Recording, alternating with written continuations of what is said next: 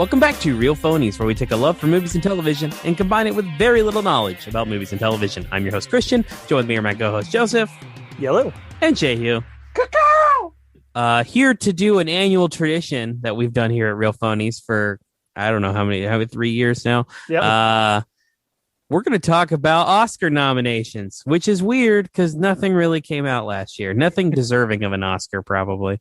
I mean, look, there are things that have won Oscars before that are worse than several of the things that are nominated for Oscars this year. So I'm not like that mad about it. We're looking at you, Crash. Yeah, 100% we're looking at you. It is almost like, though, this year, the shit that actually came to the theater this year was stuff like, basically the criteria was, well, it won't really matter whether, this is seen in a theater or not. Like what I'm saying, like, shit like that Scooby-Doo movie and stuff that. Yeah. That's what came to the theater. Not really Oscar things. And I have ambivalence towards Oscar, but Oscar things are usually at the very least something you need to see on a big screen, and nobody saw anything on the big screen this year. Yeah.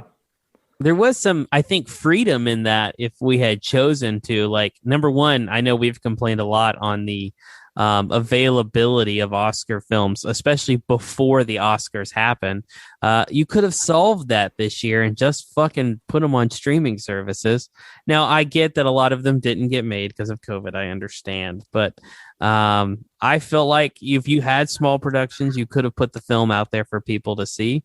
Also, it could have maybe got the stick out of the Academy's ass on, streaming services and direct to consumer type of things. But I don't know, if it just feels like I looked at the list of things and I know we're about to go over, but it feels like things that we often consider who want to be Oscar movies, which tends to make a movie really bad. Right. That's true. Yeah, and I guess that's kind of my issue. I guess by talking about the Oscars and not the other awards, we're lending more credence to the Oscars than the other awards. And I do feel that to some degree, in the sense that most of the other ones I feel like are more popularity contests than others. And I feel like of the ones that are available for movies, the Oscars are the least that way. That said, the Oscars are prone to a lot of their own little internal bullshit as far as, like, the specific kind of things that Oscar voters tend to trend towards. And that also sucks. So, there's not really a correct option. This is the best of bad fits for me, of the closest we can get to figuring out what the quote unquote best movies, performances, whatever of the year are. Yeah, agreed. So on that note, for those of you who may be scratching your heads, be like, wait a second, isn't it fucking March? Yeah, they pushed him back to April this year. I don't really understand why. I don't feel like, that they're still not having an audience for the thing. There's no real reason for them to have pushed it back, but they did. So, you got a whole month to catch up on some of these movies. Some of them are on streaming. Some of them are on demand. I'm waiting for at least 2 of them to get cheaper on demand. But, here's your guide. You have a whole month. You have a month and 10 days to prepare for your Oscars. So good luck. I can't believe we're doing it. Like, legitimately, I can't believe they didn't just say, fuck it this year. Punt it and we'll come back in 2022. I mean, I really feel like they should have. People watch this shit. I mean, that's what it's all about. TV ratings. That's true. You watch it. I do watch it. So as far as like surprises, things we didn't necessarily expect that got nominated for things, Sound of Metal, which was an Amazon original on Amazon, I think, nagged 6 different nominations, which is, great for that. It's a good movie. I saw it. One of the few that I have seen. Definitely, as far as I know, hasn't done as well in the other awards ceremony, so that was unexpected. Stephen Yeun is from Walking Dead fame, snagged a Best Actor nomination for Minari. I have no idea how to say it. It's a tale of the American dream, but it's hard. And then the only other one that I felt was worth noting is the Eurovision Song Contest got a nomination, I think, for Best Song. So, I started that movie. I did not enjoy it, but it seems to be incredibly popular on the internet. Maybe people were just really starved for content, but... Yeah, Well, that actually leads me to one of the ones that I didn't write down for snubs that I think should be on here for snubs. One that I think a lot of people did watch and enjoyed, and is also like it's the Oscars tend to not be kind to comedies, but I think most people enjoyed and thought was fairly like quality content. Palm Springs didn't get anything, which is a bummer because that's a great movie. It's a really fun one. I think the biggest one that threw the most people was both Daniel Kaluuya and Lakeith Stanfield are nominated for Best Supporting Actor for Judas and the Black Messiah, which you might be wondering, then who was the lead actor? Good fucking question. Yeah, I mean, I don't know that's... I think when watching that role, I feel like they both have pretty equal billing, but I would probably put, I guess, I don't know. That's tough. It's Stanfield's I feel like story. I mean, it is his story, but he's definitely outshone by the other one. I don't know. They're very different performances, but I feel like in a situation like that where it really is a split lead, there's two leads, it should be Highlander rules. Okay. Does that mean one of them had to cut off the head of the other one, or one can make it? Yeah, there can be only one. Yes, they have to meet in a duel, and one of them has to behead the other one, and then at that point they are the best actor nominee. Man, that's which would hang on which a second. Would suck if you don't win. By the way, this is important. Who do you think would win in a fight between Daniel Kaluuya and Lakeith Stanfield? I think Daniel Kaluuya. I mean, look, Daniel Kaluuya has 100% got the physical advantage. I just feel like Lakeith Stanfield's got some crazy in him. Well, and I mean, also, this is a sword fight, so it really needs skill with the saber. That's true. We have no way to. I know Lakeith Stanfield loves anime, so I'm sure he's practiced with a katana at least once. Were either of them on any Game of Thrones like show that I don't watch? Daniel Kaluuya was in Black Panther though, where he played a warrior. That's like, true. Have some weapons training. That's true. It would just really suck if you murdered a man and then didn't win. Yeah, no, for sure. like you know what I did to get here. It was great to be nominated, but it would have felt better killing that guy if I would have won. That puts me more in favor of it being a real thing, like that kind of experience. You got some skin in the game now. Anyway, other snubs that I wanted to get into: Jodie Foster and the whole movie of The Mauritanian, which I don't know a goddamn thing about, and I've never heard anything about before it started winning awards at other like the Golden Globes and stuff.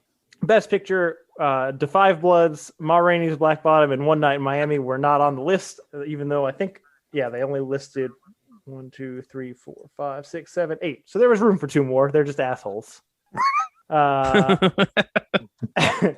mean, every year we do this where we're like, there's 10, just fucking nominate 10.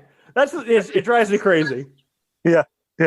I mean, even if it's fucking Will Ferrell, just throw him on there. Gosh, I would like that. Oscar nominee Will Ferrell. Regina King was notably absent from the Best Director list. Admittedly, as we've talked about on this podcast, One Night in Miami is kind of a dumb movie, but it's exactly the kind of dumb that the Academy really likes. So I am a little bit surprised by that one. I'm honestly surprised that it is just like sweeping, because it does seem like very Oscar baity. 100%. But I think that's all I had for snubs. Again, there weren't even that movies to snub this year. So yeah, it's like we've talked about every movie that we actually watched in the last 12 months right now. Yeah. My one, not real snub, but again, if this were a year to break the best animated picture, best picture, split, it's Soul. Soul is real fucking good. And it deserves to be nominated for Best Picture, in my opinion. But I understand the Academy's, after Parasite, it won in 2 categories. Let fucking the animated movie win in 2 categories. It's a discussion for another day.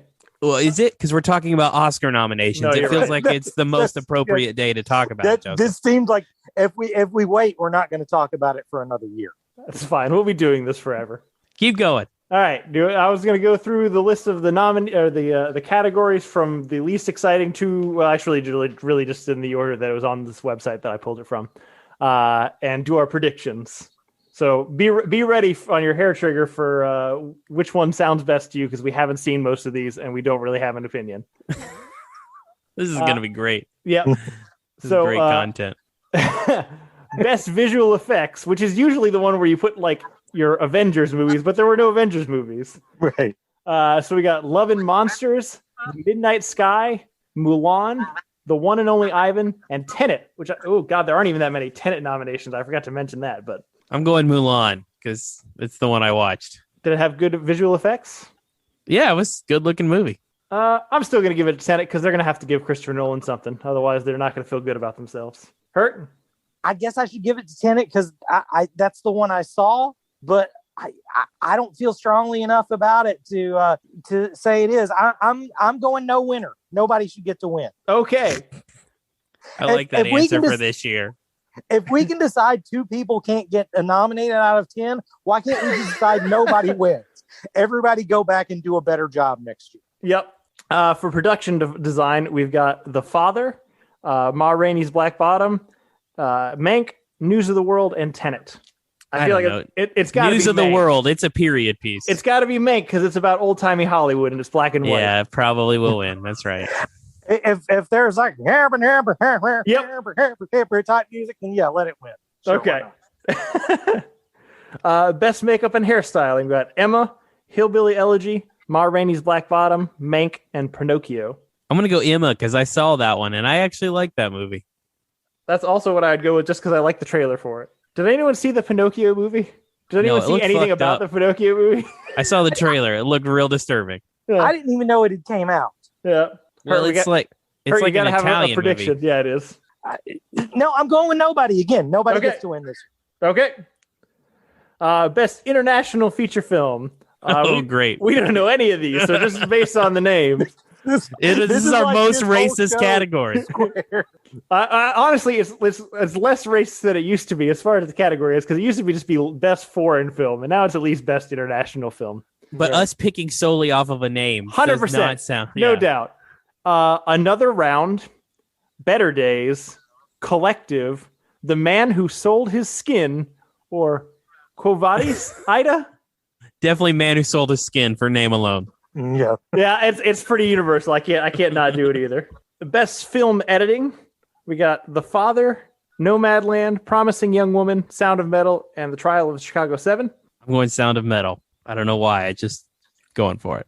Yeah, I feel like this is going to be Nomadland. Just the trailer's got all those like really sweeping, artsy landscape shots of sunrise. It seems like a thing that they'd go for. I don't know. I'm going with that. Nobody. All right. My favorite thing is I want her to be right. I want them to get up on stage and be like, nobody earned it this year. All my other nobodies were just bitchy, but I guess the international one is racist and bitchy. Yep. Best documentary short subject: Colette, A Concerto is Conversation, Do Not Split, Hunger Ward, and A Love Song for Latasha. I don't know. Hunger Ward. I wanted to go the music one, but it sounds douchey. So. I'm going for music one because I am douchey. Yeah, it makes a ton of sense. Hunger Ward kind of sounds like it would be one of those back when they were making like scary movie, epic movie, date movie, that sort of thing. It would be like for the Hunger Games. So I'm letting that one. Yeah. Didn't they do that? They probably did. They did so many of those. I'm positive I've seen that one. And then at some point they just started going direct to video. So at that point, I really don't know how many of them there are. Yeah. Best documentary feature: Collective, Crip Camp, The Mole Agent, My Octopus Teacher, and Time. It's got to be My Octopus Teacher because it's on Netflix and people actually saw it. Yeah, that was my choice. I'm going to go with My Octopus Teacher just because it sounds like something I would zone out about while you guys were talking about it. That's fair. I'm kind of surprised that hasn't happened yet. I mean, it sounds like an anime title, right? It does. In fact, it is actually an anime. Yeah. I thought this was documentary. It is, but we have Christian and I have both watched an anime that is functionally that premise. Yes. Okay. Best cinematography: Judas and the Black Messiah, Mank, News of the World, Nomadland, or The Trial of the Chicago 7. Yeah, I mean, this was where I would go Nomadland. That's fair. I might go Mank just because I feel like that's what David Fincher's known for. Oh, man. Yeah, sure. Why not, Mank? Also, I feel like Aaron Sorkin's getting a lot of credit on this. Has any Aaron Sorkin thing really had like fantastic film quality, or is it just good Aaron Sorkin writing? Probably the Aaron Sorkin, David Fincher thing. Probably social network. Yeah, okay, no, touche. Yeah, social network's okay, you got me. You got me. Best live action short film: Feeling Through, The Letter Room, The Present, Two Distant Strangers, and White Eye. White Eye just sounds great, so I'm going to go with that one. I'm going Jay Hughes' answer. Nobody. All right. None of that sounds interesting. I'm back to nobody on this one again. I was trying to play along for a minute, but I can't be interested. I love it. Best animated short film. I always wonder where these short films go, because I would like to watch these. YouTube. Burrow, which is a Disney film. Genius Loki, maybe? I don't know. If Anything Happens, I Love You. That sounds dark. Opera and Yes People. I'm going opera. I'm going If Anything Happens, I Love You, because that sounds like the kind of tearjerker shit they like. Nobody. Best costume design. Emma, Mank, Ma Rainey's Black Bottom, Mulan, Pinocchio. This is hard because so many of this, if these were all in different year categories, they would all win. Probably. I don't know. Fucking Emma, probably. Or Mank. One of those two. I'm going Ma Rainey's Black Bottom. It does seem like something they would throw to a black ensemble. Agree. Yeah, you know what? This one seems like the most in any other year you'd know exactly what it is. But, this year, while there's really nobody involved that's going to get that pissed off, why not throw it something new? Best sound. This one I feel like has a clear winner, but we'll see how it goes. Greyhound, Mank, News of the World, Soul, and Sound of Metal. I'm going to go Soul. Having not seen it, I'm going to go Soul. And I'm also going to say I'm really fucking excited that Tenet did not get nominated. Touche, right? Yeah. I'm going to go Sound of Metal because that's the whole selling point of the movie. But best original score, Da 5 Bloods, Mank, Minari, News of the World, and Soul.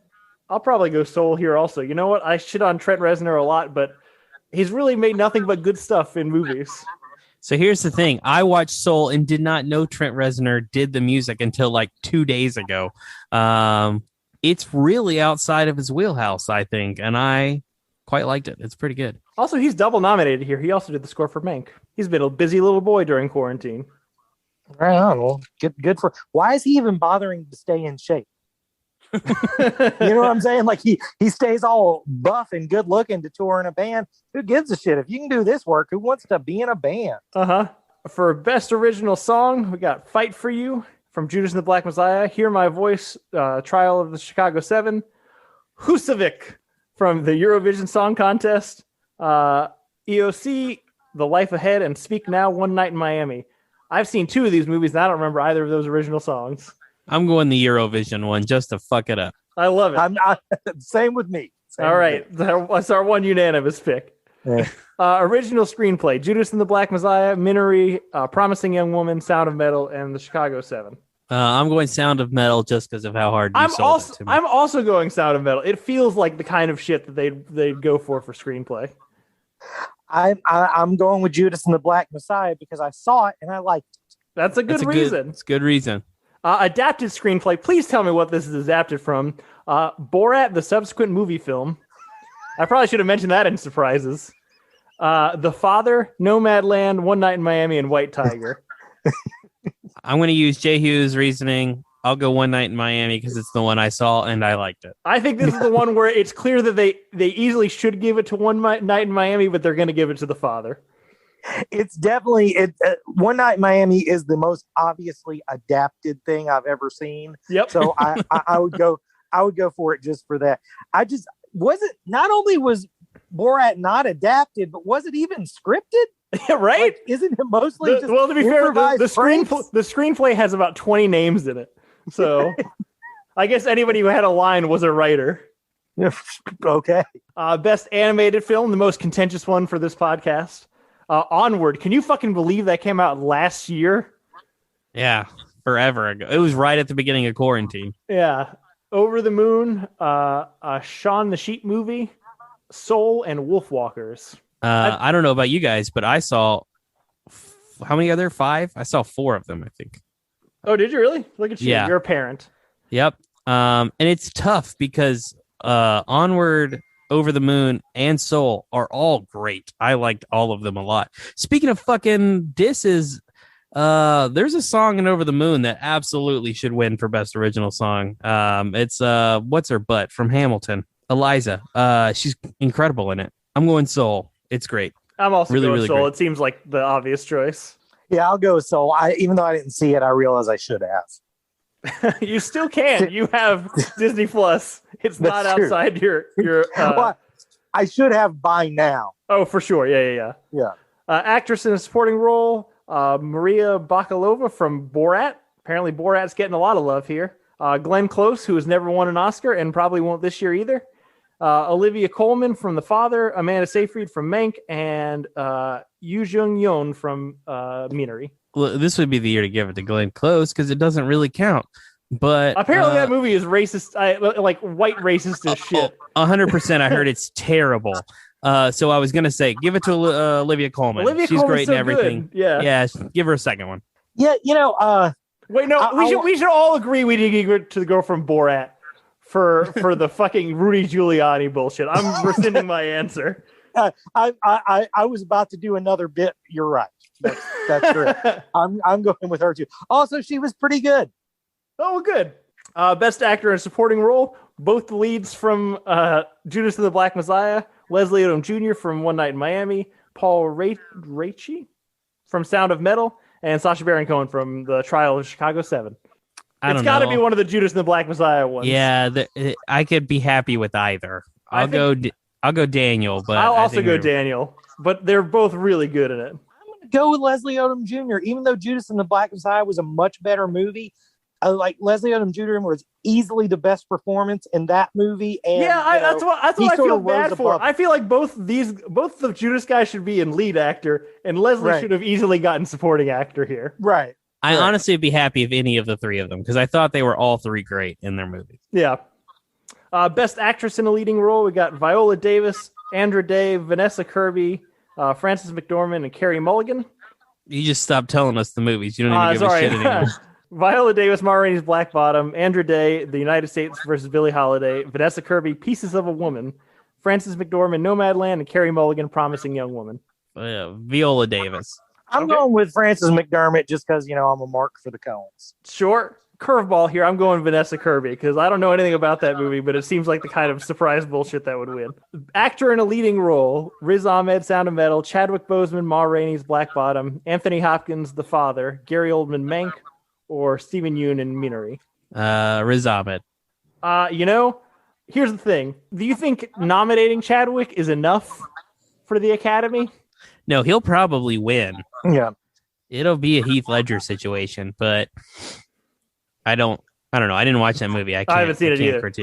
I suspect, having not seen it, Anthony Hopkins has been doing his best work the older he gets. I suspect he fucking crushes whatever this movie is, but he will not win. It will probably go to Chadwick Boseman. I'm going with Chadwick Boseman. Regardless of quality, it would be crazy if he didn't win. We shall see.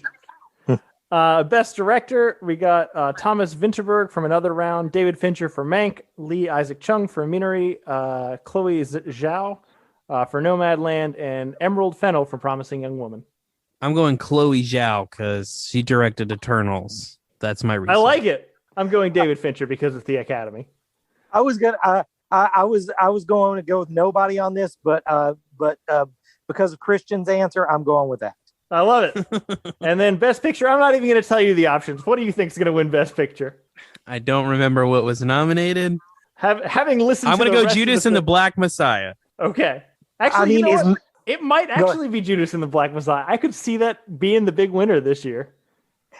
I mean, more people are probably going to have seen it. I feel like in any other year, it would probably be Mank. I feel like Mank's the kind 100%. of sucking its own dick Hollywood shit they like. Yep. But this could be the year where everything's been turned on its head, that we do something different. I also think there's going to be enough Academy voters that feel bad that both of the actors made it into supporting and none of them made it into lead, that they might just give it a boost in the Best Picture category. That's a good point. They should feel bad about it. They should feel bad about it. So those are our Oscar predictions. We don't know anything about what we're talking about as usual, but I'm going to compare these when the actual thing comes around. But keep an eye out for these movies. A lot of them are on demand. Some of them are on streaming services. But again, we got a good amount of time to prepare, and hopefully they're more accessible than usual, if not still annoyingly somewhat inaccessible. I'm going to mid-podcast right here break kayfabe and make a proposal about the podcast. We should, from here on out, only talk about shit we don't give a shit about. Okay. Because we just tore ass through this, and it was pretty fun. I'm glad.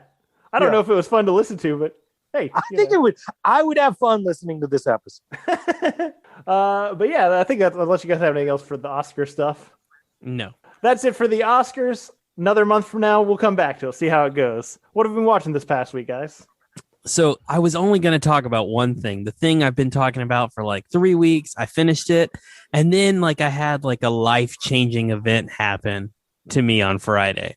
And so I have to talk about that as well, which is that I rewatched Tenacious D, The Pick of Destiny for the first time in many years. Right on. I was a young buck back in 2006, I think, when that movie came out, working at the Rave on W Street. It was like my go-to break movie. I get like a little thing of Surge, a little thing of popcorn, go watch Master Exploder. Yep.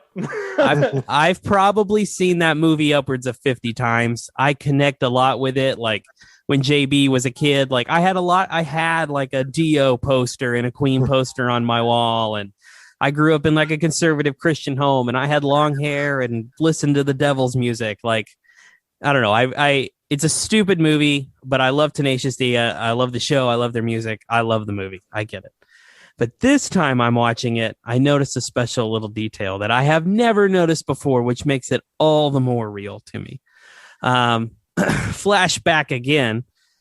When I lived in Alaska, Joseph, I think I've told you this before. I don't know if I've ever told you, but I visited an establishment called the Alaskan Bush Company. Now, this is not a hardware store.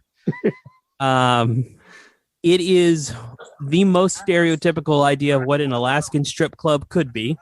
Right. It is literally a giant log cabin full of the clientele are burly men with beards and flannel shirts. It is a full display kind of situation. I would expect so from the name. Yep. Definitely not a hardware store. I only ever went to one strip club in Alaska, and I only went one time, and it was the Alaskan Bush Company. So what does this have to do with the Pick of Destiny? Well, in the Master Exploder scene, Lee, the super fan driver roadie character, pizza delivery guy from Wake and Bake Pizza, is wearing a shirt from the Alaskan Bush Company. That is a very small in-joke that you share with somebody in that production. Yeah, pretty great. Man, when I tell you guys, it literally my head exploded. Like half. It literally threw me for a loop. I have been thinking about it for like 4 days ever since. It's just blew my mind. That's always a great feeling when you see something in a movie and it's like, oh my God, I have to let someone know about this immediately. And then the next thought is, who is going to care? Yeah. Yeah, exactly. It's a joke that's like solely for me, which is what makes it stranger. Yeah. I got to say, I don't know if Regina's still a listener of this podcast, but someone should invite her back for this episode because she loves the Pick of Destiny. She does. That's true. So the thing I've been watching, Christian Jones of Sound Mind and Sound Body, decided it was finally time to rewatch Game of Thrones. All right. I'm into this. So I powered through it over like 10 days, like 2 days a week for a few weeks, 3 days a week or whatever for a few weeks, where I would just do like a whole season in a day. And I got to say, it plays better as a binge, especially the ending. I thought the feels more earned because some of the shit, like especially with Daenerys, I think that's the easy example. A lot of the Mad Queen tendencies, I feel like you can see hints of in the early seasons. And then when she's like in Slaver's Bay or in Marine, we kind of get away from that. But I felt like, hey, this is still better than Transformers. Or it kind of reminded me why I love the show so much, back in my top 10 shows. But I want to address the three major complaints. I kind of already did the first one. I do think the ending feels more earned. However, they go about it the wrong way. Like fucking the Tarleys being the thing that's like the driving force between Sam. I get it. John, Danny, it's his family. I still think Danny's in the right in all of that. I don't feel like a lot of her decisions that they try to make her seem like a bad guy about, she's necessarily wrong on. I think John and Danny still have zero chemistry. That's really where it tears that whole show apart, is making me believe those two love each other. They do not. They don't even like each other. I don't like watching them together. It's not good. They don't make incest sexy at all. No, not nearly enough.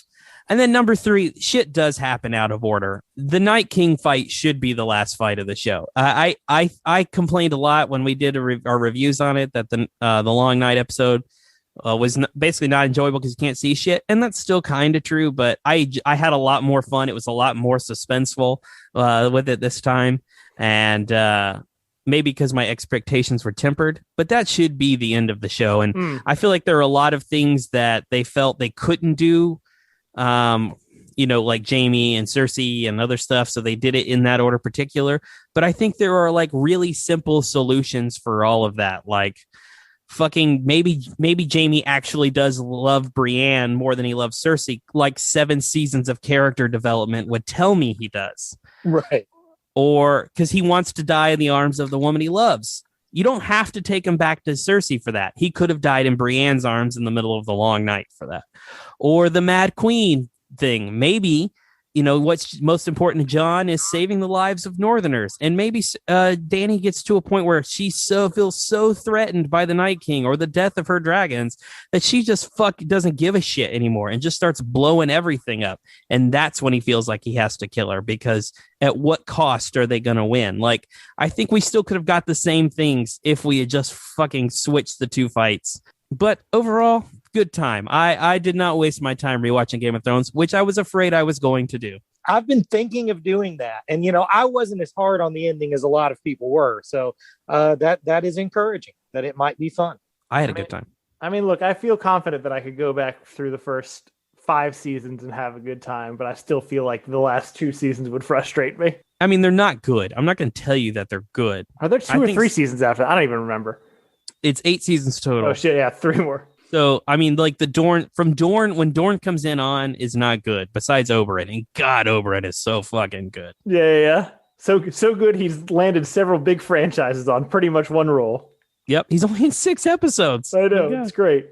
I don't actually want to spend time in this episode relitigating the Game of Thrones stuff, but I feel like you're right in that they laid a lot of the correct groundwork for Dany in the early seasons. But I don't feel like they just...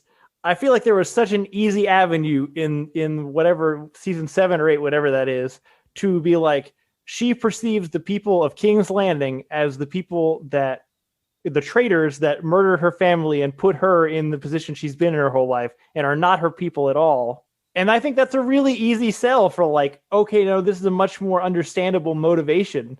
But they don't even, it's literally like right there on the table and they don't go for it.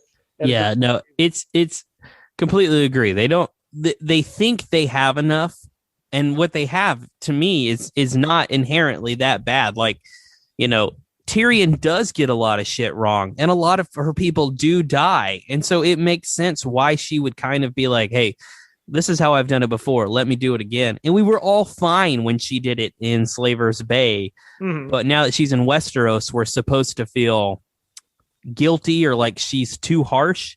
I think her approach is very similar to both. And so it's a weird place for me to suddenly feel like, oh, she's inherently evil for this. Right. I don't know. They're the worst 2 actors on the show. And it just... and they were the last 2. Yeah, it's hard to accept. And I will never forget it for not showing me fucking Grey Worm and Jon Snow fighting. Oh, yeah.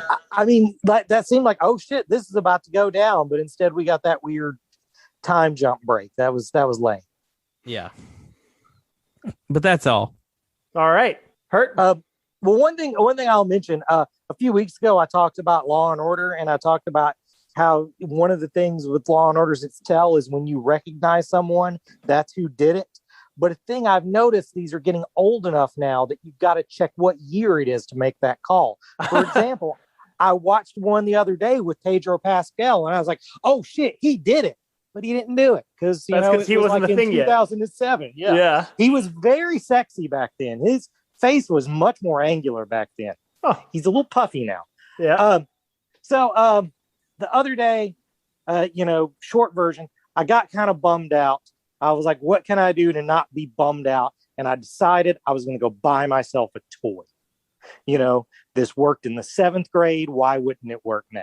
So I went out. I've been looking for these. There's these Transformers that are based specifically out of the Transformers, the movie, the 86 movie, not the movie that we judge our whole podcast on.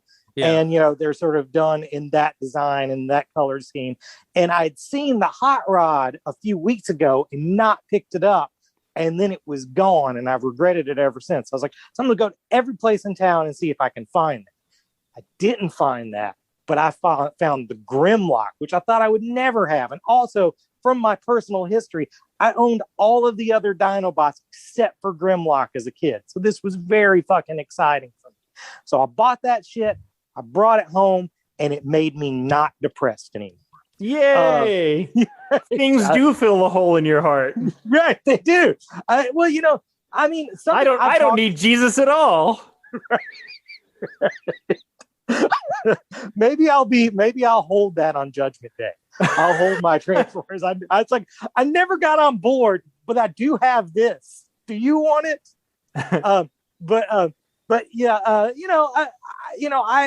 I on the podcast a lot have went off on how I say that people are just snooty and elitist when they shit on nostalgia. Nostalgia is totally a fine thing to have in moderate doses, and in this time, nostalgia was very helpful for me. So I will give this Transformer better than Transformers. I'll give Transformers the movie 1986 better than Transformers, and I'll give nostalgia as a way of battling depression better than Transformers. That's all I got. Man, I literally just had the thought this week. I just turned 30 years old, and right. the power of nostalgia over me has already increased multiple fold. Like something that might have been I remember that, it was cool. Now tugs at my heartstrings in a very immersive way. I discovered Weezer Radio on Pandora, and I didn't even like that shit that much at the time. But now that I hear it, I'm like, oh, I remember where I was when this happened. And so I realized that the amount that nostalgia affects me now versus the amount it affected me 5 years ago, I can't imagine how powerful nostalgia is if you make it to 80 years old. It's got to be enthralling. When nothing you like is left. Yeah. Everything is just weird and different and not as good as you remember it. Totally. Yeah. You ever watch those videos of people with Alzheimer's listening to music from their 20s? And then suddenly be able to remember a ton of shit. No, I haven't. Yeah, well, I mean, it's a very real thing that nostalgia can trigger neurons in the brain that are pretty much completely shut off from each other. It's an incredibly powerful tool. But except for me, it's going to be, I'm going to be sitting like a vegetable in my chair at 95 It's My years Chemical old. Romance. And someone in the family says, that Rise of Skywalker movie really was... Oh, fuck you. The best one in the whole series. I have a miraculous recovery. This thing I'm about to say probably shouldn't be in the podcast, but I just wanted to tell Christian this. I found out 2 days ago, I've talked to the guitar player from My Chemical Romance numerous times. Bro, that's dope. I didn't know what his name was, but I got some email about from Reverb. Oh, for work? Yes. I got this. I got this email, and it was Frank Iero, or however you pronounce it. Yeah. Rig Rundown. It's like, Frank Iero? I've sold shit to Frank Iero, and it's that dude. So that's super cool, man. Do you guys sell shit on Reverb? We sell but if somebody backs out on a guitar, then we'll just go ahead and put it together and sell it on Reverb. That makes sense. Cool. I don't have much to talk about. It's another anime that you guys probably won't watch, but I'm still going to talk about it anyway. It's a show called, I'm going to fuck it up. Wotakoi, I think. It's on Amazon. It's another romance anime, but it's unusual in a couple aspects. So almost all anime, regardless of genre, take place in high school. Christian can affirm this. It's approximately 90 to 95% of anime. Yep, 100%. And even more than that, most romance things, regardless of genre, even outside of anime, take place very much in kind of like the meat. There's attraction, there's tension, and then the rest of the series is about, will they, won't they, kind of whatever until like the actual relationship starts. And that's like the achievement at the end. This one's really different. First off, they're adults and they work at an office, which is weirdly refreshing. Right. But it's two childhood friends who are both like closeted nerds that they don't want to tell other people about. Like they just really like comics and video games and shit. And even though they don't really have like chemistry or like attraction to one another, they just decide that, hey, let's just try dating and see how it goes. And I don't know, it's like a weirdly refreshing story because it's not like a bunch, it's so much of the romance thing. And I have nothing against it because I've just finished watching one that I really enjoy. But is like these elaborate miscommunications and situations to put weird comical circumstances where these people, confuse each other, and even though they like each other. But this one's very much just about like kind of like adult relationship. It's them. It's another couple friend who've been like together since high school and are not necessarily like maybe the best fits for one another, but have just been doing it for so long that they get it. And it's just like the dumb shit that, are really issues that come up in real relationships instead of weird comical circumstances, which honestly are funny in their own right because a lot of them are still dumb and largely due to miscommunication, but much more realistic miscommunication. But it's just interesting because it's kind of a reverse thing where they're really just hanging out together, the main characters, and they really just enjoy spending time with each other, and that kind of slowly blossoms into like, okay, now we like sometimes we touch and sometimes we like do things for each other that you don't do for friends. And I don't mean sexual things, even though it immediately sounded like I did when I meant that. I mean like just, kind things, but it's a good show. I really liked it. But it's on Amazon, which means it will never get another season because Amazon hates their own content. That's true. They do not believe in second seasons for things not called The Boys. It fucking hurts me on the inside. I'm rewatching Vinland Saga with the wife, and Vinland Saga is genuinely one of the best animes I've ever seen. It's absolutely phenomenal. It's based on a comic that's like got a bazillion issues. The first season of the show is essentially the prologue to the story, and it's exceptional. And that came out 2 years ago, and there's no indication of a second season because it's even hard to find it on Amazon, even if you know the name of it. It's fucking ridiculous. I hate Amazon. I think Amazon, since they're never going to do more than one season or two at the most anyway, their stick should be they make pilot seasons. We'll make the first season of your show to sell it to someone else. That's not a bad idea. I like that. I like that a lot. Can I make that streaming service? Maybe Right? not Amazon do it. I'll give you no money, and we'll just sell it later, and everyone will be happy. I mean, it's a pretty good idea because so much of like the issue with pilot season, like the old school pilot season, is you just had to take a chance on it. You had to buy it and make it, and then sometimes it wouldn't even make it to audiences. You could still pay for the pilot and make an episode or a couple episodes or a whole season and have it up for people, adventurous people like us, to try single seasons or a few episodes of a show, and then based on viewership, sell it as like marketing data to people who actually have money to make a whole show. This is actually not a terrible idea that we've come up with. Right. Shit. Well, anyway, we can't do any of that, so we're just going to keep making this dumb podcast. True. Next week, Zack Snyder's Justice League. Woo! Christian wants to do all the Zack Snyder movies. Probably not going to happen, but Okay. I am planning on watching the two shitty movies leading up to this shitty movie so I can really appreciate all the shittiness. see, okay, J. Hugh's in. Fuck. I was also going to do the theatrical cut of Justice League so I could compare effectively because I haven't watched it in a long time. But I'm also kind of debating to fuck that movie and just do the 2 Zack Snyder ones and view it as like Zack Snyder's trilogy. Man, my issue with this plan is we don't have time to actually make an episode about all 3 of them. So I'd really just be watching the first 2 for me, I guess. And I don't want to do that. Me doesn't want to do that. Fair enough. I'm doing it as research. That's what I'm claiming. Okay. Me Claim too, it on your exactly. taxes. I should. That's a good idea. Hey, since we have this dumb podcast, can I claim my streaming services every month on my taxes? Shit, that's actually not the worst idea you've ever come up with. That and our pilot-only streaming service. I mean, particularly since we don't make any money on this, we could probably claim it as a loss. Hey, I like this. We need to incorporate. We need Real Phonies LLC. Yeah. Definitely. But anyway, that's our podcast for this week. So next week, Zack Snyder's Justice League. For whoever's got 4 extra hours in their life that they want to throw away, that they won't ever get back. We're so close to good shit, though. I mean, we are good, close to good shit. Godzilla versus Kong, I think, is next Friday.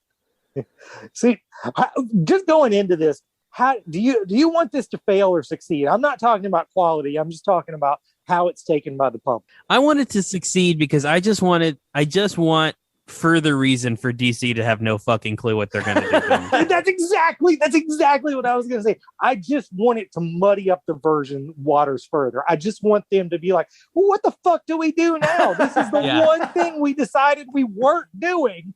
Me and you, man. Going on. Yeah, I'm fucking, that's what I want. Yeah, totally. Well, we'll see what happens. But thank you guys for listening. If you want to talk to us about your Oscar predictions or things you think you got snubbed or should have been recognized more, or literally anything you want us to talk about, you can reach us at realphonies@gmail.com. You can also follow us on Facebook and Twitter at realphonies and on Instagram at real_phonies. Thanks to Zach Evans for art and Brian Velasquez for our theme. We'll see you guys next week. Later.